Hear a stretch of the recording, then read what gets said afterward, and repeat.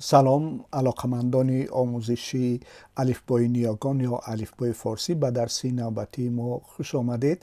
در این درس با حرف گاف آشنا میشیم. حرف گاف برای ifade آوازی گ استفاده می شود. حرف گاف در علاهیدگی و آخر کلمه چنین است. اینجا با رنگ سرخ و اینجا با رنگ سیاه. همان گونه که میبینید حرف گاف خیلی مانند به حرف کاف است. تنها با این تفاوت که بالای حرف گاف یک خدشه گذاشته می شود. اینجا اگر ببینید یک خدشه گذاشته شده. وگرنه اگر این خدشه نباشد این حرف همون کاف است.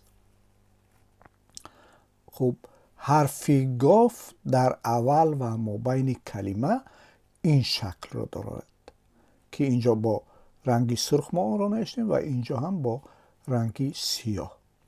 همان گونه که میبینید این شکلش به همون شکلی که در علاهیدگی نوشته میشد مانند است، تنها با این تفاوت که کمک به اصطلاح دومش را ما قیچی زدیم و کوتاه شده است.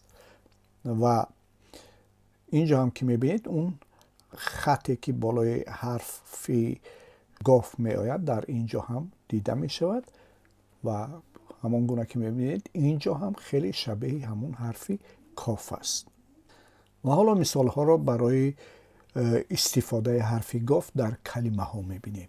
اینجا توجه کنید حرف گاف در اولی کلمه آمده است، در بالاش یک علامتی فتحه یا زبر گذاشته می شود گ و این هم ر هست می شود گر و این هم دال می شود د، همش چی می شود گرد. یا این هم حرف گاف است، در پایانش یک علامتی زیر یا کسره میگذاره می شود گی و این هم ر می شود گیر و این هم دال می شود گیرد. و این هم حرف گاف است که در بالایش علامتی پیش یا زمه میگذاره می شود گو و این هم ر گور و این هم دال که د می شود همش می شود گورد. و اینجا هم گاف که در زیرش علامتی زیر یا کسره میگذاره می شود گی و این هم ر گیر، این دال گیرد، الف و ب داب همش می شود چی؟ گیرد داب. و اینجا چند مثال دیگر رو با حرف گاف با هم می بینیم. اینجا می بینیم حرف گاف در اولی کلمه آمده است، در بالایش علامتی فتحه یا زبر گ می شود و این هم ر گر و این هم میم می شود می و همش می شود چی؟ گرم. و این هم ب است، در بالایش علامتی فتحه یا زبر می شود با و این هم ر بر و این هم گاف در آخر کلمه آمده است که می شود گ و همش چی می شود؟ برگ. و این هم ب در بالایش علامتی پیش یا دمه می شود بو و این هم ز در بالایش علامتی پیش یا دمه می شود زو بوزو و این هم ر بزرگ و این هم گاف در آخر کلمه که گ می شود همش می شود چی؟ بزرگ. و این هم ر در بالایش علامتی فتحه یا زبر آمده است می شود ر و این هم نون رن و این هم گاف در آخر کلمه آمده است که می شود گ همش می شود چی؟ رنگ.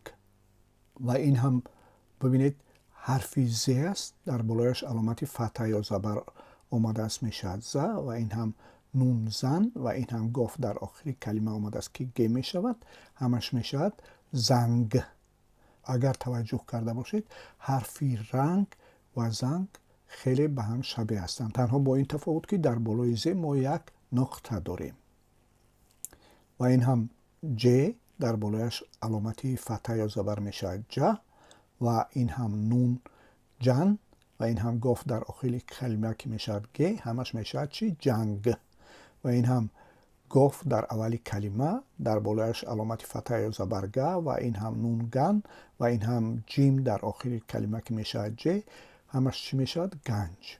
و این هم گاف در بالایش علامتی پیش یا دمه می شود گو و این هم لام هر دوش چی می شود؟ گل و این هم ج در بالایش علامت فتحه یا زبر میشه ج و این هم نون جن و این هم گاف که در مابین کلمه آمده است در بالایش علامت فتحه یا زبر میشد گ و این هم لام که میشد ل همش میشد چی؟ جنگل. این بود به صورت مختصر درباره حرف گاف.